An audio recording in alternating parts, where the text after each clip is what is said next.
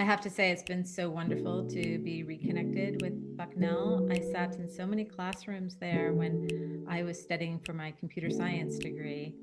And yet I was always kind of interested in cross-disciplinary studies. I studied French. That landed me at a consulting job in Paris. So sometimes these little side interests pay off. I also spent a lot of time in the art studio. It is still one of my most favorite places to be. And that has always corresponded with my fascination with how to create an experience, whether that's in person or virtually in an app, that really speaks to people emotionally, that is satisfying and fulfilling for them. So with those types of interests, my 2 decades in Silicon Valley were primarily spent in consumer startups. I had the real privilege of probably seeing 50 plus different startups. That's a very different approach than what many people experience. But the reason I took that approach is because I was raising 3 children and I wanted to make them my priority. And yet I wanted to work with fascinating, smart people who were creating the next big thing. So several years ago, I was sitting at a networking event in Palo Alto, which is right there in the heart of Silicon Valley. And I was sitting next to a gentleman who had sold his startup to Google, which is kind of the dream of every tech entrepreneur. And so I was fascinated. And I said to him, what are you doing now? He says, oh, I'm working on my next startup. I was like, oh, that's cool. What are you going to do? He's like, I don't know yet. I was like, this is really interesting. As I probed further, here's what he told me. He was testing ideas. He had several ideas on the table. So what he was doing was he was creating a landing page for each of those ideas. It was truly presenting itself as if it were fully functional experience that someone could subscribe to right now. And so then once he had these landing pages up, he would pay for Google Ads. You could use several different ad engines, and he would drive traffic to these pages. And he had them all set up so that he could collect the data. Where did people go on the page? What features really caught their eye? So what was the click pattern? Did they actually get to a conversion opportunity? And when they did they convert? Now, when people would convert saying, yeah, I want to buy this thing, then they would land on a page that says, fantastic, we have this in the works for you, and you're now on the waiting list for the beta, and you'll be able to buy. So he was in learning mode, right? What really this produced is then by the time he would go for funding, he was telling a completely different story to his prospective investors. Right? What was he able to say? I know exactly who my audience is. I know exactly what features they want. I know exactly what messaging they respond to. I know the price point that in which they will take action. And I have a waiting list of 40,000 people who want to buy this product. That's a completely different place to start. All because he took this style of iterating so quickly. In the consumer space, a lot of people are looking for the right business model. Business models are transformational. Business models are also a neglected space where we probably don't spend enough time really considering creative business models. What I often hear in the consumer space is we'll get enough traffic and then we'll monetize by sponsorships or advertising.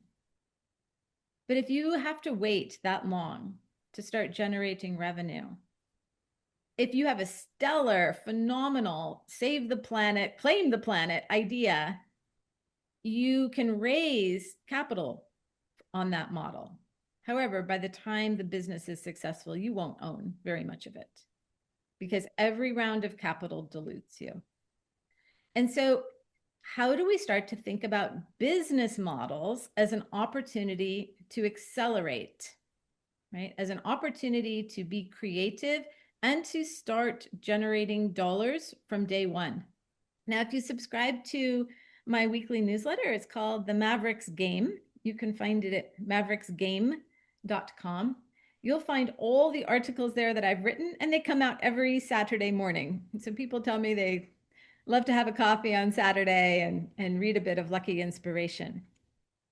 One of the articles that I wrote recently was about a company here in Denver, right? And it is called Sad Boy Creamery. Okay. Now, I learned about Sad Boy Creamery because a friend of mine, Lauren, also Bucknell alum, she said, "Hey, I'm driving into Denver." She lives in the mountains. "I'm driving into Denver to pick up my ice cream on Friday. Do you want to get together?" And I'm like, "Wait, I'm sorry. Can you like backtrack here? Like what? You're driving in to pick up ice cream?" And she's like, "Oh, let me tell you, Sad Boy ice cream." I was like, I want to hear more. So Sad Boy is an ice cream shop, phenomenal ice cream. They sell pints and they're located here in Denver. But what would be the typical way to set up an ice cream shop? Well, you'd probably open a shop. Or maybe you'd try to get yourself into distribution channels, like through major groceries. And if you open that shop, you are going to have to decide what location. Do you need multiple locations? Then you're going to be right back into that brick and mortar question of how do I staff these? How do I have as little shrinkage on the product as possible, as little waste on the product as possible, all the heating, okay, all the cooling. But that's not how Sad Boy has started. Sad Boy is a cult. It's a cult following, right? Here's what they do.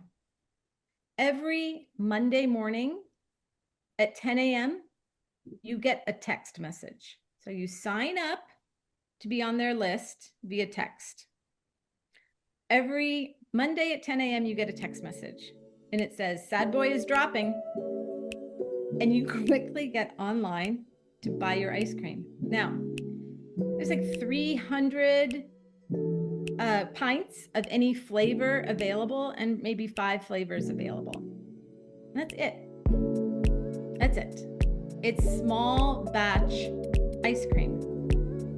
When you get in line, as soon as that buy bell goes off, already I get in and there's 1,400. It shows you 1,400 people are waiting to buy Sad Boy. And it becomes like this lottery. It's a game of you trying to get your ice cream. So if you're lucky enough to get a pint that week, you've effectively won. And I kid you not, people, like, they're so excited. They tell their friends, I won ice cream this week. Because you don't win every week. In fact, you often do not win. It's kind of this rarity. It's a little bit of the jackpot effect. And then when you're buying it, Sad Boy gives you 3 pickup windows, each an hour and a half long. Do you want to pick up on Thursday, Friday, or Saturday? That's it. If you don't show up to pick up in your pickup window, the ice cream goes away. It's not like you can like say, oh, I'm so sorry, I forgot, or I was sick. No, that's a condition. So then I'm organizing my meetings so that I go on Fridays to pick up my ice cream. I drive 2 miles to go get my ice cream, and then I find parking. I walk into an industrial space, brilliant industrial space. I have to like walk up this tattered carpet to then get to this little doorway, and I give my name and they give me my pint of ice cream. Okay. No fancy retail space. And there's virtually no payment for staffing because it's only an hour and a half for 3 different time slots every week. So the whole team is simply focused on making the ice cream. In fact, this last Friday when I went to pick up and the ice cream was, fantastic. One of the owners was there. And he was the one distributing the ice cream pints. And that's also a beautiful, beautiful experience. You know, I'm an owner of a private villa resort in the Fiji Islands. It is so wonderful for me to actually spend time with our guests, but it's equally special for them to spend time with me, because when you are with the person who has conceived the business, who cares about it, who adores the customers and the clients because you're in the business of serving them, that's a very special relationship. And so if you really look at the sad boy model, as compared to a typical let's open an ice cream shop, night and day. They've made it fun. They've made it limited editions. So if you don't buy, you lose out. It's also viral. The whole experience, people are like honestly snapping photos of their ice cream and sharing it with their friends. Look what I got this week. You want to get together? I got a sad boy. So this what's striking to me is this is a business model innovation. And so often when we're thinking about consumer startups, we don't innovate on this way. But this can be your differentiator. What's interesting is that a real driver in all of these examples is this sense of playfulness. Playfulness is a type of intelligence. People who are like naturally playful tend to have this ease of seeing connections and patterns, right? And the research on playfulness really shows that it's an extraordinarily powerful way to coalesce teams, to bring people together. Because just think about it, like if you're showing up for your startup job, do you want to show up in a place that makes you feel good and elevated and creative and bubbly? Or do you want to show up a place where like you're handed, here's your to-dos for the day, get to work, buckle down, right? And then you can get out of here at the end of the day. I mean, there's no comparison. In 2022, the IG Nobel in economics was awarded to 3 mathematicians and physicists for their mathematical proof that in order to be successful in life, successful in the classical sense, you need to be lucky. There is no other way.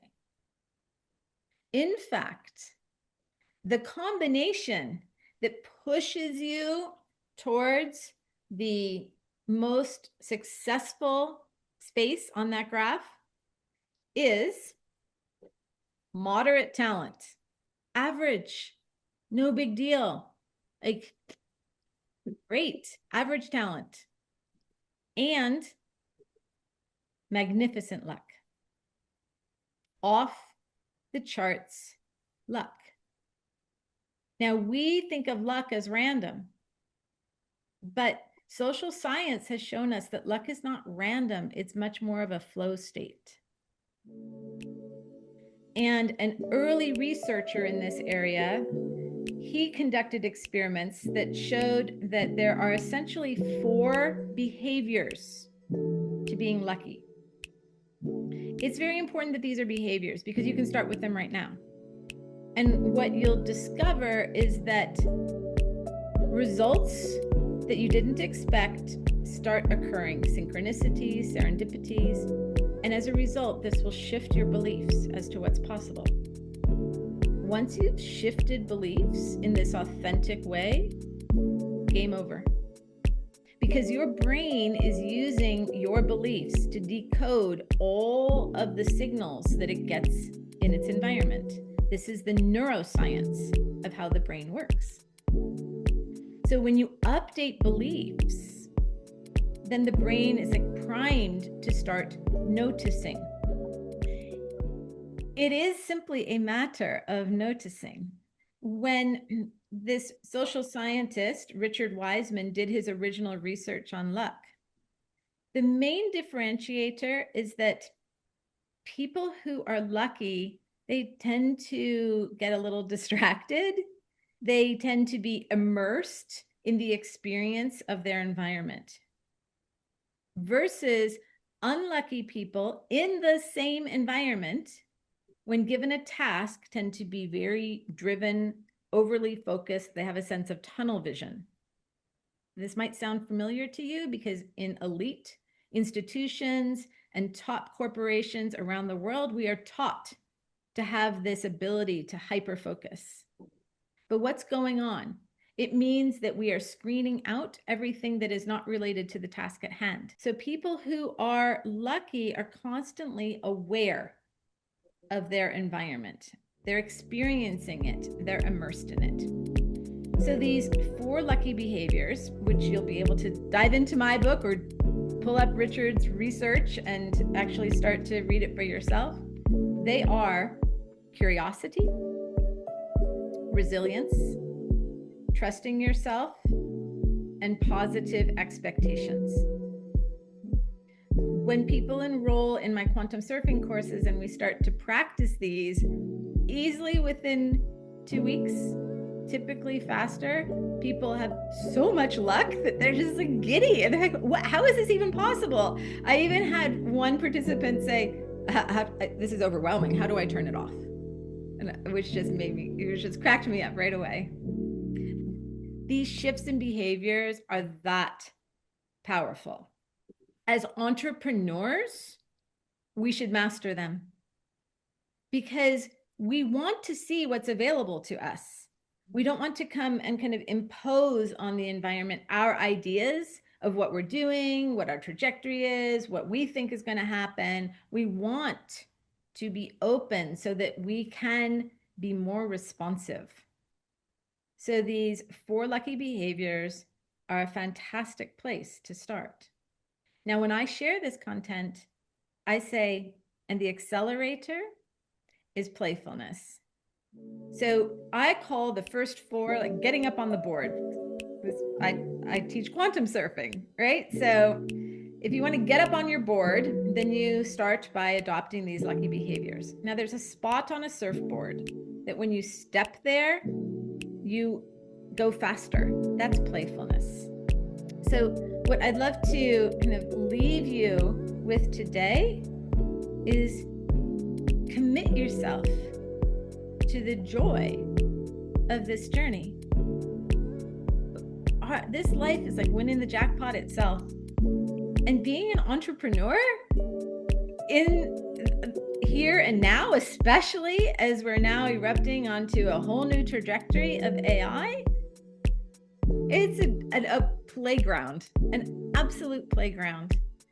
And you're right there in the sweet spot, stepping on the accelerator of that surfboard. And you're primed to ride that wave to your success by not only bringing your talent to the game, but learning how to be magnificently lucky.